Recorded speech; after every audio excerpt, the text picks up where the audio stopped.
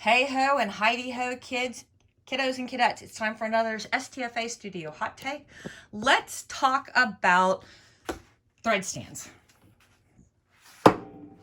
You are not going to be able to see that. There you go. All right.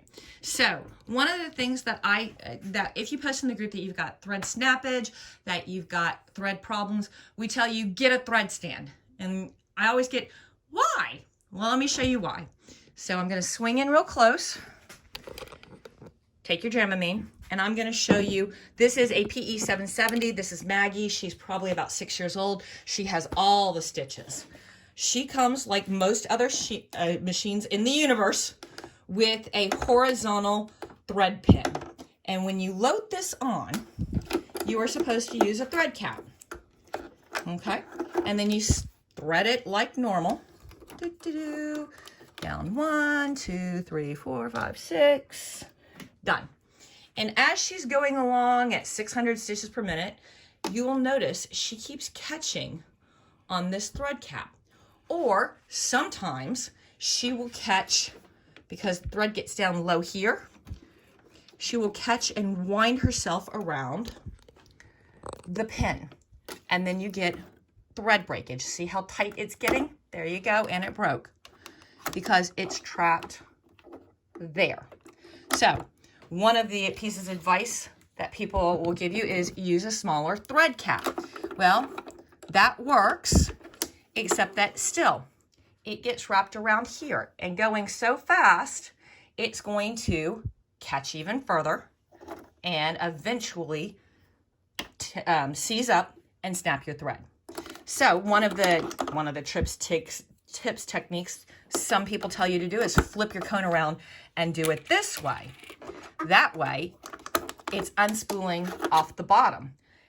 But not every cone is perfect. And you saw when I was pulling, there is a burr right there.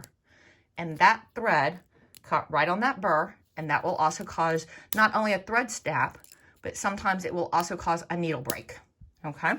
So I tell everybody, and all of the mods and all of the admin in STFA are going to tell you the exact same thing. Don't use this pin. This pin is crap. What you want to do is you want to use a thread stand. This is $12, $14. You can get it at any sewing store. You load your thread here. The burr no longer becomes a problem.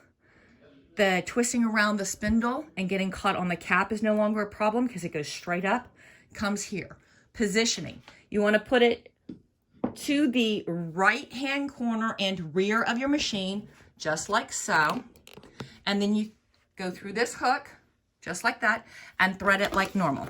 The two pieces of information you totally want to take away from positioning your thread stand is, one, make sure that you clear your flywheel. And two, make sure that you clear your bobbin tensioner for when you spin up your bobbins. As long as it comes down like this, you are fine, and blah, blah, blah. And that does a couple of things. It gets rid of it going horizontal. The more space that you give your thread to unravel as you go, the less kink is in the thread, which means there's less knotting and catching once it enters here. This is really helpful on metallics. The further away you can take it on a metallic, the more unspooling it does, yay, and less catching and seizing. So this little $12, $14 piece, and this one's got a cast iron base, so it's not gonna pull out. Get one of these and save yourself a ton of frustration.